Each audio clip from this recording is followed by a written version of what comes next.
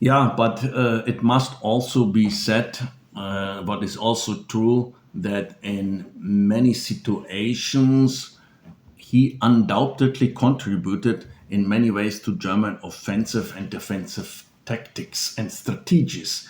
And that this was precisely the great problem facing the war later on. So at the beginning, he had success with his intuitive, aggressive, I don't know, ideas, invasion France, and then and also in other occasions, also at the beginning of the invasion of the Soviet Union, he took some good decisions, overruling the generals.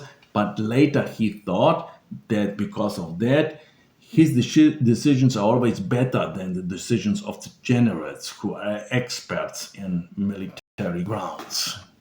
And that's maybe a great problem in the later stage of the war, when Battle of Stalingrad they should have retreated, and also on other occasion at the Eastern Front where they should have retreated, shortened the front line, and so on. And Hitler opposed to this, and because of his thinking to know everything better. Hitler is also convinced that he is an excellent judge in real matters, an excellent expert in legal matters, I wanted to say, and did not blush when he told the world in the Reichstag, the parliament, for the last 24 hours, I have been the Supreme Court of the German people, I in person.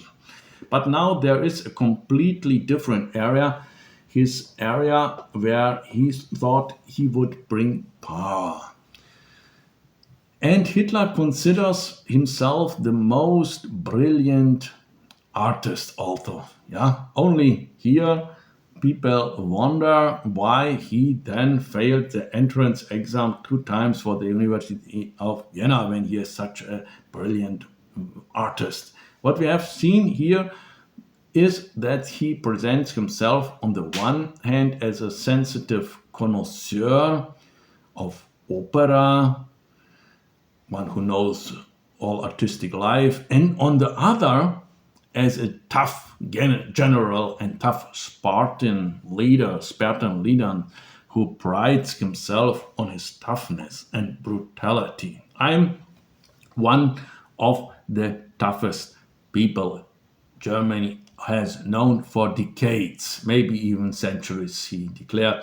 I have the greatest authority among German leaders, but above all, I believe in my own success. I believe in this unconditionally. Hitler's belief in his own power was not merely a firm belief in ability, but bordered on a sense of omnipotence, which he was happy to display on private and public occasions.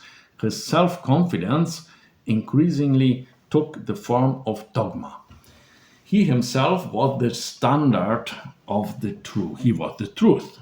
A diplomat reported after Hitler's rise to power in 1933, since the events of last year, his faith in his own genius, in his instincts, or as one might say, in his stardom, has become boundless.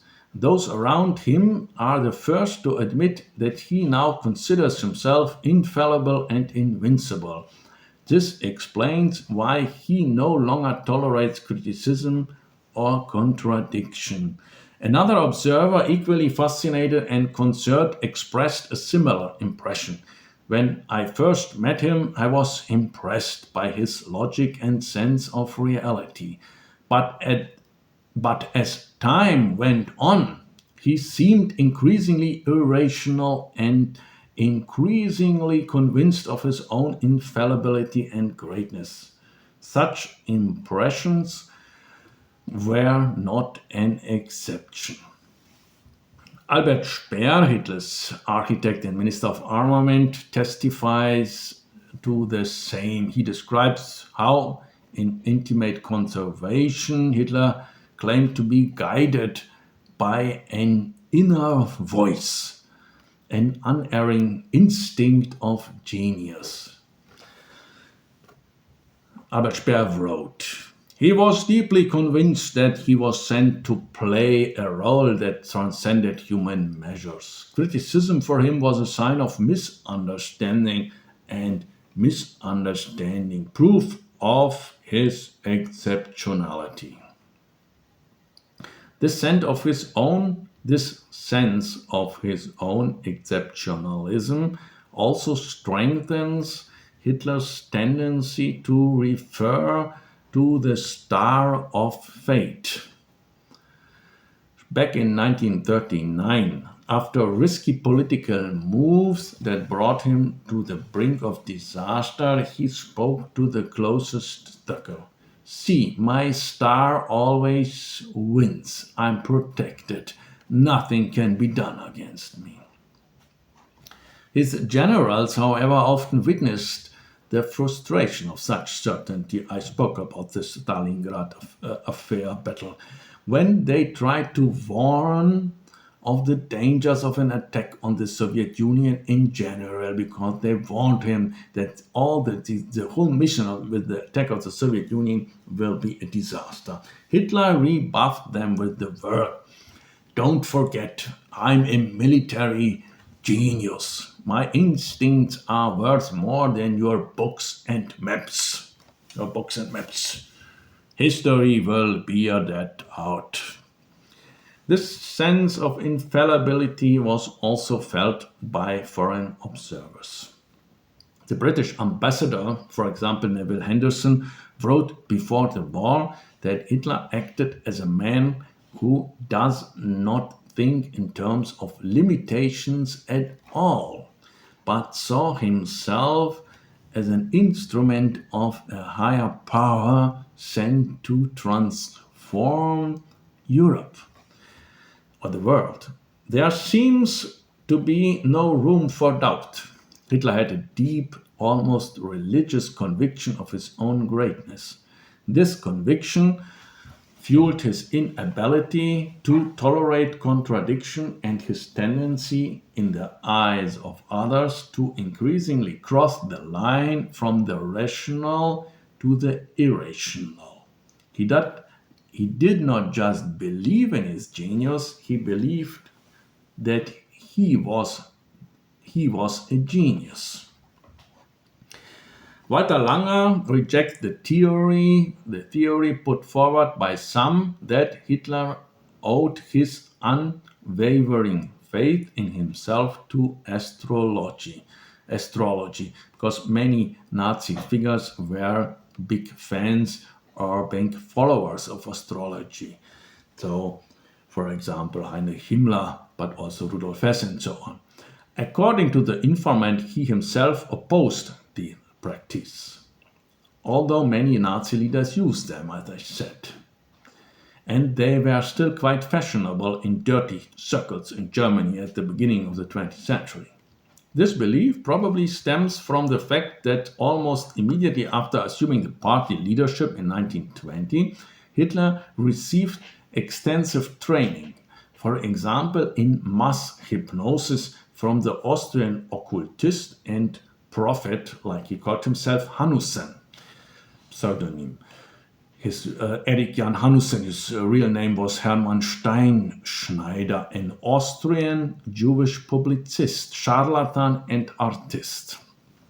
Yes, you heard right, a Jewish publicist. During his lifetime, he was recognized as a hypnotist, mentalist, occultist, and astrologer. Although Hanussen was of Jewish origin, he also published anti-Semitic material and wanted to join the NSDAP and the SA. He was close to many leading Nazis, although he was Jew. It was not a problem, we see in this case. But he was at the end killed by an SA unit at the end of 1933. Why, we don't know exactly, but probably due to internal conflicts and not because of his Jewish origin. Yeah, we have an interesting theme, Hitler, the Messias, divine providence. Hitler repeatedly indicated that he was guided by an inner voice of divine providence. Hitler himself tells how his inner voice protected him. We saw the example from Albert Speer. Even protected from his misfortune, he heard his inner voice say, "Get up, go there." And shortly afterwards, on the same place where he was, a bomb exploded where he was. So he heard this voice. Over time, Langer describes the development of events as follows. First, Hitler is a drummer, a modest man who did not despise the titles like the New Testament guy, a voice crying in the wilderness. Finally, in 1923, 94 in Landsberg, no one believed in Hitler. No one believed in Hitler, and no one believed this, how Hitler changed, and Hitler became the Führer. Yeah, like Rudolf Hess called him phonetically. We gave the example before. It is true also that the title Führer is not an invention from Hitler and Rudolf Hess. It was also carried by other figures also in the Austrian politics, but most famous by the Duce, Benito Mussolini. Hitler admired Mussolini in 1923. He wanted Richard Putsch to follow his example, Marcia su Roma or Marcia su Berlin, March on Berlin. We spoke about this example. But Hitler immediately took this title even further and considered himself the Messiah, the Christ in biblical sense of the word. He cites examples from the Bible. Putzi Hanfstaengl, who was Hitler's early close confidant and friend, he was half American, studied at Harvard, and later fell out of favor after Hitler came to power, and he had to flee to America, and there he gave also a lot of information to Walter Langer's study. In the period after Landsberg, Hitler compared himself to Jesus and claimed to be behaving like Jesus Christ, who expelled the Jews from the temple in Jerusalem. Hitler said that he did this because Jesus did this because of the Jewish materialism, which was contradictory with the sanctuary. Expelled the Jews from the temple and using because they only thought of the merchant and only thought about the money, and had nothing to look for in the sanctuary. And Hitler will do the same on the Kurfürstendamm. That's a luxury shopping street in Berlin. I myself from Berlin, and that was in West Berlin, the luxury street up to today. And there are a lot of shops from the Jews, and Hitler will drove them out because he said, "I will expel them from here because it's the Jewish materialism concentrated in the center of Berlin." Yeah, that was the Bible. Dietrich Eckart, Hitler's mentor and the founder of the Nazi movement, criticized the idea from the beginning. He was really shocked and could not believe how far Hitler had gone, and his behavior was commented that if someone believes that he is Jesus Christ, it can only be a sign that he should be taken to a psychiatric hospital immediately. Yeah, that's a Dietrich Eckart. Hitler saw himself as the chosen one, a kind of savior, God personified. He became more and more attached to his own person and fell in love with the photographs and portraits in which he was depicted. But everything had to be big and monumental, like highway cities, and everything had to be dedicated to him alone. He even thought about his eternity, his eternal presence, which is why he wanted a monumental mausoleum. Here I must comment that he was not the first in history. There were also other famous politicians, figures like the Roman Emperor Nero, who was considered irresistibly beautiful, skilled, and the best poet singer. Or we have the Emperor Commodus, the son of the famous philosopher Marcus Aurelius. He also declared himself the new Romulus and ritually refounding Rome, renaming the city Colonia Luciania Commodiana after himself, not mention the performing as a gladiator, and so on. Yeah, also Hitler wanted at the end had a mausoleum even bigger than Napoleon.